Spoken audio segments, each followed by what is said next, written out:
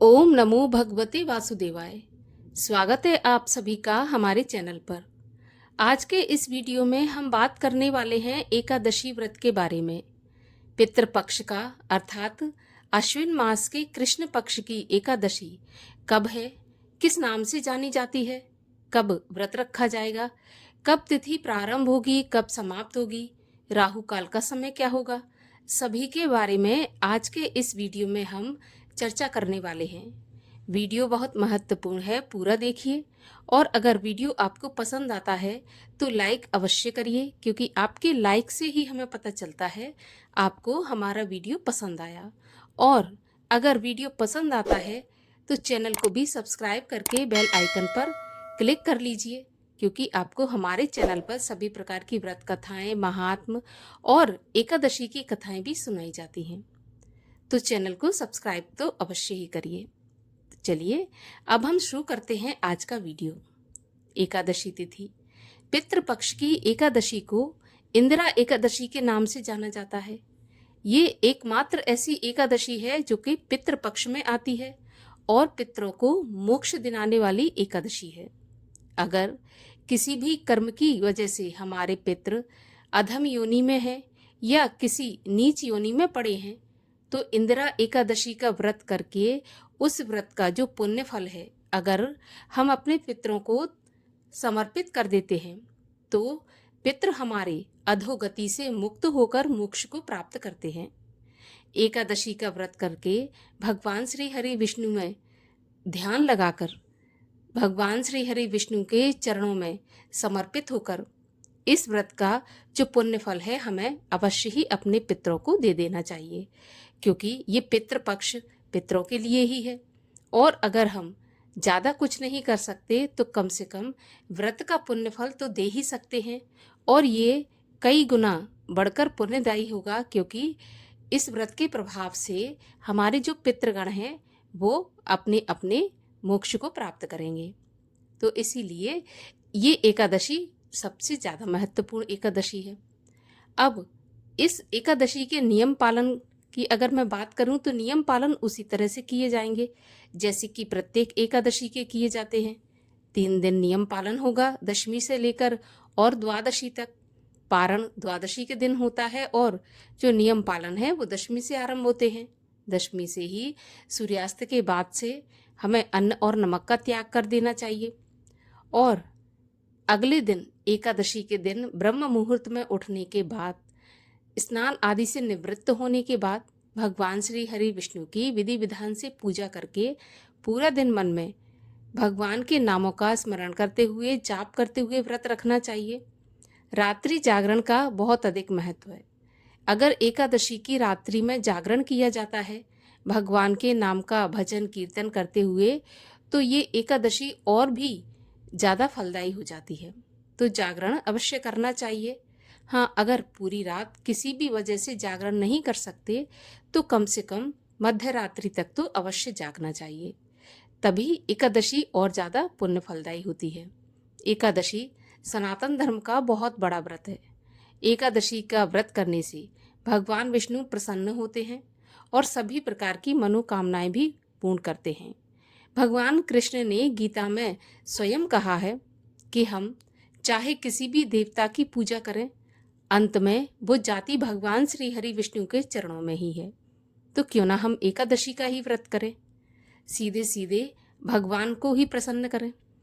अगर आप इस एकादशी का व्रत का पुण्य फल अपने पितरों को समर्पित करना चाहते हैं तो व्रत के संकल्प के समय ही आप इस प्रकार का संकल्प लें कि मैं इस इंदिरा एकादशी का व्रत निराहार रहकर या फलाहार से रहकर भगवान के चरणों में समर्पित करता हूँ। इसका जो पुण्य फल हो मेरे पितरों को प्राप्त हो और जो मेरे पितृगण अधोगति में है उन्हें मोक्ष प्राप्त हो। इस प्रकार से संकल्प लेना चाहिए। और अगले दिन पारण के समय जो मुहूर्त बताया जाता है उसी मुहूर्त पर पारण भी करना चाहिए, क्योंकि एकादशी के व्रत का अगर शुभ मुहूर्त में पारण नहीं किया जाता है तो एकादशी का व्रत पूर्ण नहीं माना जाता है। तो इसीलिए व्रत का पारण उसी समय करना चाहिए जब समय बताया गया होता है।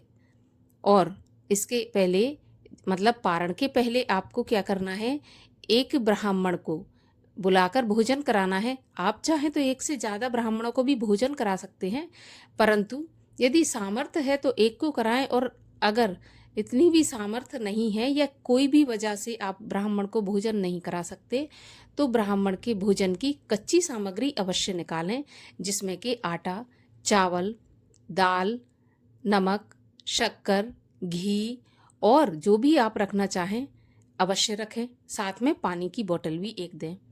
इसके अलावा दक्षिणा भी रखें, क्योंकि दक्षिणा के बिना दान पूर्ण नहीं माना जाता है। दक्षिणा तो अवश्य रखनी चाहिए, तभी वो दान पूर्ण होता है। तो पारण के पहले आप इतना करें। इसके बाद तुलसी दल से, गंगा जल से, फल से और या फिर मेवों से, जो मेवे होते हैं उनसे, और हमारे चैनल पर एकादशी व्रत पारण की विधि का वीडियो भी बताया गया है, तो उसमें भुने हुए चने से भी पारण बताया है, तो भुने हुए चने से पारण करें।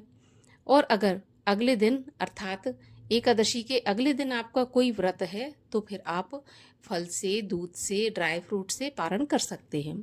इस प्रकार से एकादशी के व्रत को पूर्ण करें।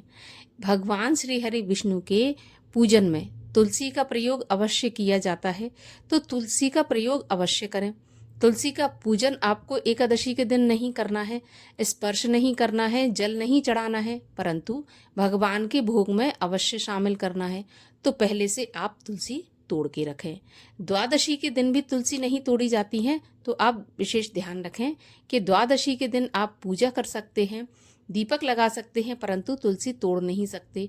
तो आप इकट्ठी तोड़ के रख लें और एकादशी और द्वादशी के दिन उसी तुलसी से भगवान का भोग लगाएं। अब आपको बताते हैं कि एकादशी का व्रत जो पितृपक्ष में आने वाली है, उसका व्रत कब रखा जाएगा। तो देखिए, एकादशी तिथि प्रारंभ होगी 17 सितंबर बुधवार की रात्रि 12:21 से, और एकादशी तिथि समाप्त होगी 17 सितंबर बुधवार की रात्रि में ही 11:39 पर। तो उदया तिथि के अनुसार इंदिरा एकादशी का व्रत 17 सितंबर बुधवार को ही रखा जाएगा। सभी वैष्णव जन और गृहस्थ जन इसी दिन इंदिरा एकादशी व्रत का पालन करेंगे, इसी दिन व्रत रखेंगे। द्वादशी के दिन पारण का शुभ मुहूर्त रहेगा 18 सितंबर गुरुवार के दिन सुबह 6:18 से 8:30 तक। इसी समय तक आप अपने व्रत का पारण कर लें, और अगर किसी भी वजह से सुबह के समय पारण नहीं कर सकते, तो दोपहर में भी पारण किया जा सकता है। 1:30 बजे से लेकर आप 4 बजे तक पारण कर सकते हैं, क्योंकि पूरे दिन द्वादशी तिथि रहने वाली है। और इस दिन अर्थात एकादशी के दिन राहु काल का समय होगा दोपहर में 12 बजे से 1:30 बजे तक। राहु काल के समय की गणना अशुभ समय में होती है। राहु काल के समय में किया गया पूजा पाठ, दान पुण्य इत्यादि शुभ फलदायी नहीं माना जाता है। तो राहु काल के समय को छोड़कर आप किसी भी समय दान पुण्य पूजा पाठ कर सकते हैं। तो ये थी इंदिरा एकादशी व्रत से जुड़ी जानकारी। अगर आपको जानकारी पसंद आए तो वीडियो को लाइक करके शेयर करिएगा। साथ ही साथ एकादशी की व्रत कथा सुनने के लिए चैनल को सब्सक्राइब अवश्य करिए। मिलते हैं अगले वीडियो में, तब तक के लिए हरे कृष्ण।